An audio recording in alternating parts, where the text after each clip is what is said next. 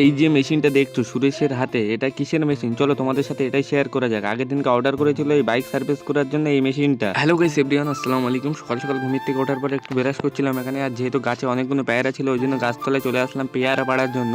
তারপরে গাছতলায় আসার পরে এখানে পেয়ারা পাড়া কমপ্লিট হয়ে গেলে আমি চলে আসলাম দোকানে, যেহেতু কিছু ভালো লাগছিল না। তারপরে আমি এখন চলে যাবো সুরেশদের বাড়ির দিকে, আর সুরেশকে তো বাড়িতে পেলাম না, ওই জন্য আমি এখন চলে যাচ্ছি দোকানে। আর যাওয়ার পথে এখানে সত্যর সাথে দেখা, আর ও দেখো বৃত্তি তুলেছে আর কত বড় বড় বাগদা মাছ ধরেছিল এখানে। তারপরে দোকানে আসার পরে এখান থেকে ক্যাম্পার কিছুটা ময়দা কিনে আমি এখন চলে যাচ্ছি বাড়ি। আর আমি আর সুমন গিয়েছিলাম আঁকড়াতলায় দোকানের কিছু মাল আনার জন্য। যেহেতু আমাদের বাইকগুলো পরিষ্কার করা হয় না ওই জন্য আজকে নিয়ে চলে আসলাম সুরেশদের বাড়ির এখানে বাইকগুলো পরিষ্কার করার জন্য।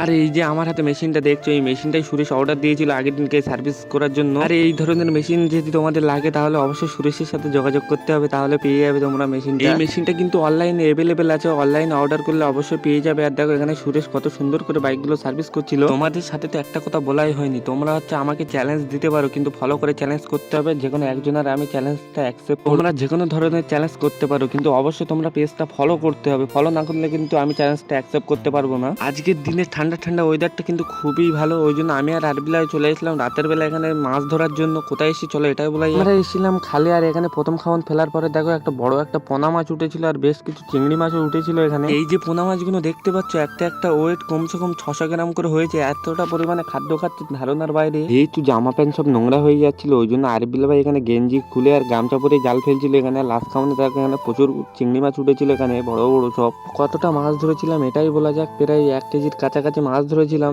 বড় বড় চিংড়ি মাছ সব। আর যদি ভালো লাগে অবশ্যই পেজটা ফলো করে দেবে আর লাইক করে দেবে অবশ্যই।